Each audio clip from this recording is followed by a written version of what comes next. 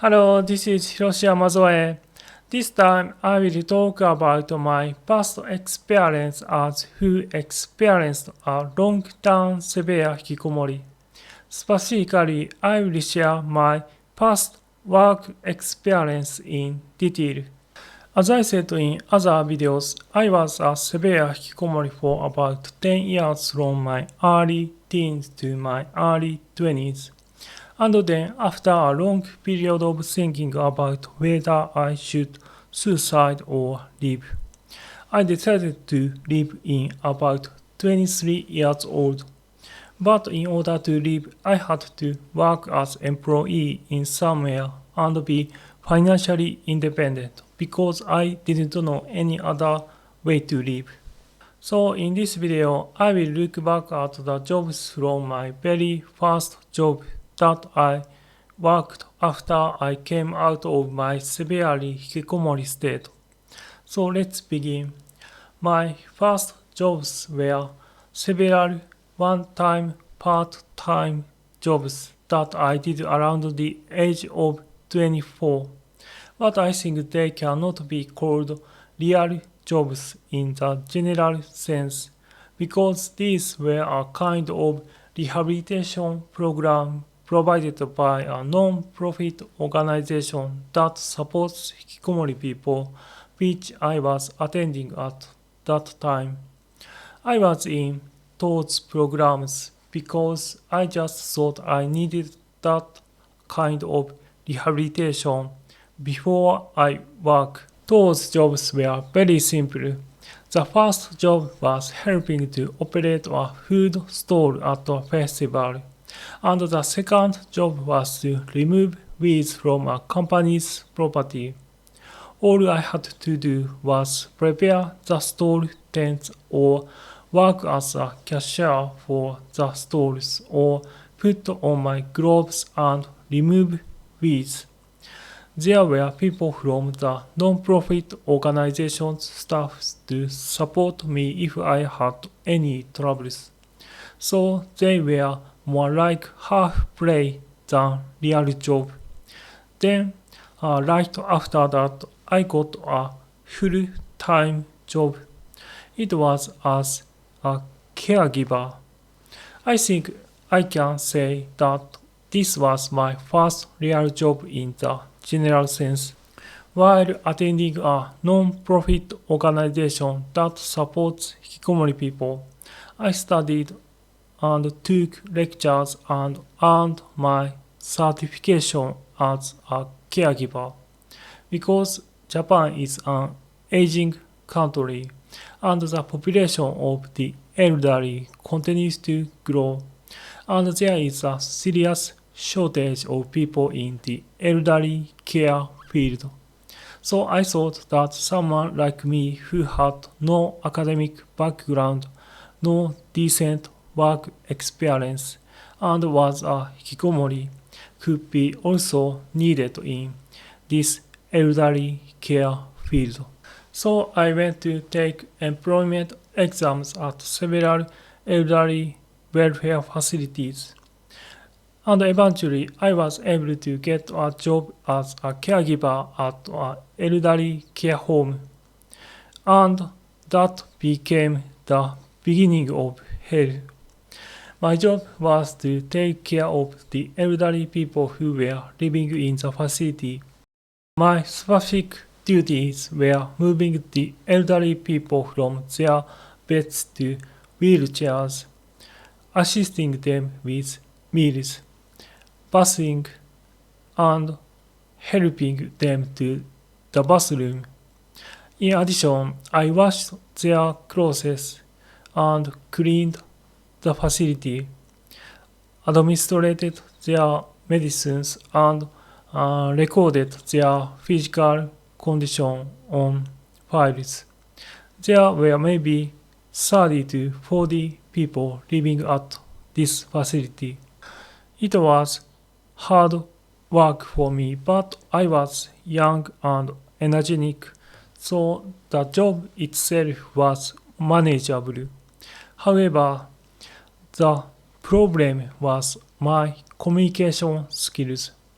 In my free time, I had to talk with elderly people, play games, and do recreational activities. This was very difficult for me as I had spent a long period of time in a severely hikikomori state. The biggest problem is communicating with my co-workers. I had a hard time dealing with this. The senior workers were always super frustrated, and when I asked questions about the work, they would not give me the proper information about the work, but I was strongly rebuked for my lack of understanding of what I was supposed to do in the workplace. But I managed to learn the job little by little. But they always rebuked me for whatever the reason. So the workplace was a terribly unfriendly atmosphere. I think it had something to do with the fact that the employees here get paid only about 8 USD per hour. The employees were constantly super frustrated, and as a new employee and a timid person in such a workplace, I was instantly recognized as a target for bullying by them. I had a bias that being a caregiver was a job of taking care of people. Thus, it carried out by kind people. But in reality, I found the atmosphere in that workplace was very unkind, unfriendly, hostile, gloomy, and insidious. Of course, the caregivers at other care facilities may be different. Anyway, I think if there were a good atmosphere of cooperation in the workplace, it would be easier for everyone to work together under smooth teamwork. But this workplace was opposite. The colleagues were hostile, expecting someone's mistakes and eagerly looking for something to criticize. So I decided that I could not continue to work in such environment and quit that job after only about a month. And I no longer wanted to work as a caregiver no more.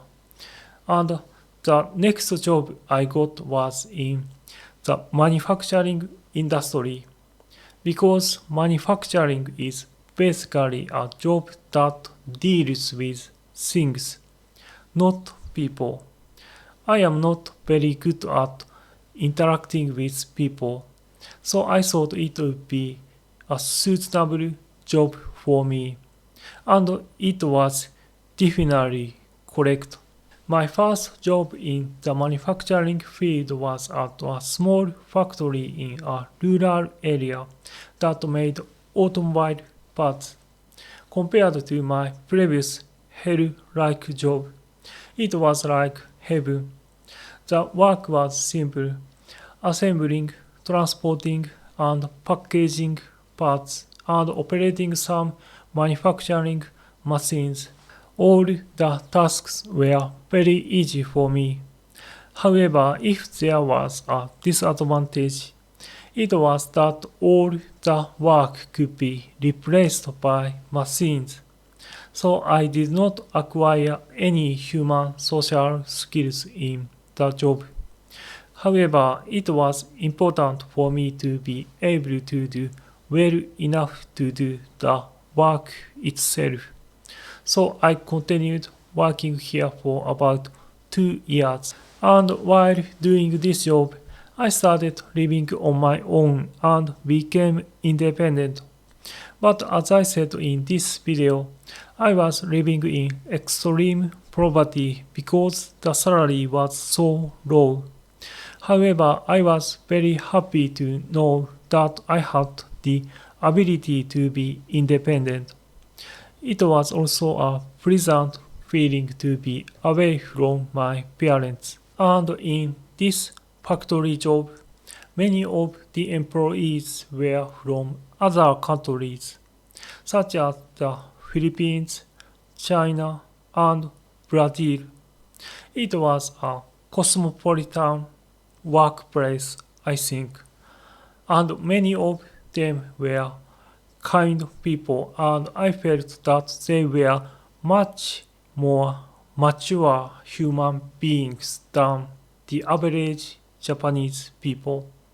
I sometimes had conversations with them, and for some reason, they were much easier to talk to than Japanese people. They were kind and nice people. And this was my first international interaction in the real world. And at one point, I also went to a church, a community of Brazilian co-workers. At that church, a band was playing and the pastor was preaching. It was like a different dimension for me. People were speaking in Portuguese, and I had no idea what they were saying, but it was a very interesting experience for me who had been always living in Japan. They even let me join a dinner gathering as well. I am grateful for their generosity in inviting a person like me, and I also respect their love for their community, their kindness, and their strength to survive in a foreign country while working in low wages. However, the work at this factory paid very low wages. I could no longer stand to continue living in extreme poverty, so I decided to look for a better paying job. And after switching jobs in several manufacturing companies, I ended up working in logistics for an automobile company. The job duties were driving a tow truck through a large automotive plant, bringing in various automotive parts to the various lines. I often made small mistakes, such as taking the wrong path to the wrong place. Whenever I made a mistake, I was harshly scolded by my supervisor. Also, the job required me to carry several heavy parts every day. This job was a live-in type. Employees were provided with a free dormitory. This dormitory was an apartment with 4 small rooms, and I lived there with 3 co-workers. This was very difficult for me as I was a severely hikikomori person who had difficulty in communicating. I did not do well at making good, pleasant chit-chat with people and did not talk much with my roommates, so I was very awkward. Then my roommates started saying about me things like, he is boring, he already dead in his life, or more worse like he should be dead, and so on. So being a too poor communicator, I became the target of bullying again. And it was by my roommates, so there is no escape. And this was a two-shift job. The day shift and night shift switched every week, so it is impossible to maintain a constant sleep cycle. So while my sleep cycle was disrupted, I had to endure the work at the workplace and the awkward atmosphere with my roommate when I got home. I continued such a life for a long time, but it wasn't all bad because the salary was very good.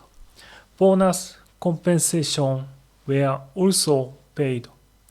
and the annual income was about 40,000 to 50,000 USD, and every year I saved about 20,000 to 30,000 USD.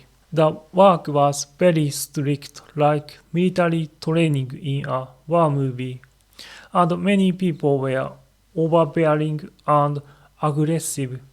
But still, it was a much better atmosphere than that caregiver's job. The atmosphere was not as insidious and desperate as that caregiver's job. Perhaps that is because everyone is paid well. For example, in this automobile company's job, the section chiefs were paid about 100,000 USD per year. I think good salary compensation. I think this gave the employees a certain amount of peace of mind. While performing such work, I accumulated and invested my salary and increased my savings.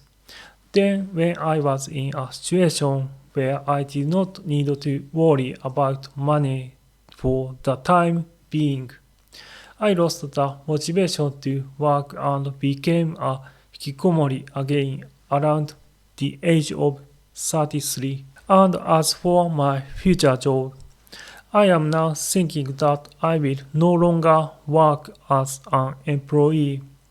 My experience has shown me that I can make enough money to survive on my own by using the internet. I can manage multiple websites while doing freelance work and earn around 1000 USD per month or more. Of course, it is not easy, but compared to the hardships of working as an employee in any company, it is a lot easier for me. But if it doesn't work, I will work as an employee again. So I talked about my job experiences. Looking back, it seems that maybe I should thankful that I had hell-like experience as a caregiver, because I have come to think that subsequent jobs have been so much easier in comparison with that job. If I had been accustomed to an easy job from the beginning, I might not be able to endure the hard work at that automobile company. So this time I talked about my work experience as someone who experienced a severe long-term hikikomori. I hope this video will be of some help to someone. I will continue to post more and more videos. If you are interested, please subscribe to my channel. Thank you for watching and see you in the next video.